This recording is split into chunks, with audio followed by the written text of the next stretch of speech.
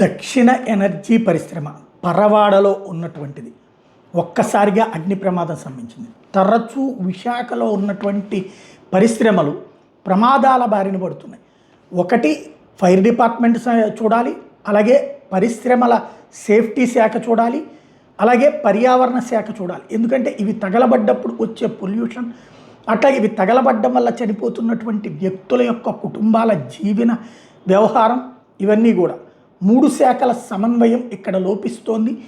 ఎవరి దోవన వాళ్ళు వెళ్ళి పైసలు తెచ్చుకుంటారు, అక్కడ ఏమీ పట్టించుకోరు. ఫలితం ఈ చావులు. పరవాడ ఫార్మాసిటీ అంటే ఏంటి? మందులు తయారు చేసే కంపెనీలు. అందులో ఉన్న దక్షిణ ఎనర్జీ పరిశ్రమలో వచ్చినటువంటి మంటల కారణంగా 2 కార్మికులు చనిపోయారు. ఇప్పుడు ఆ కార్మికుల జీవితాలకు వీళ్ళు ఇచ్చే ఒక 2 లక్షలు 5 లక్షల పరిహారాలు నడుస్తాయి.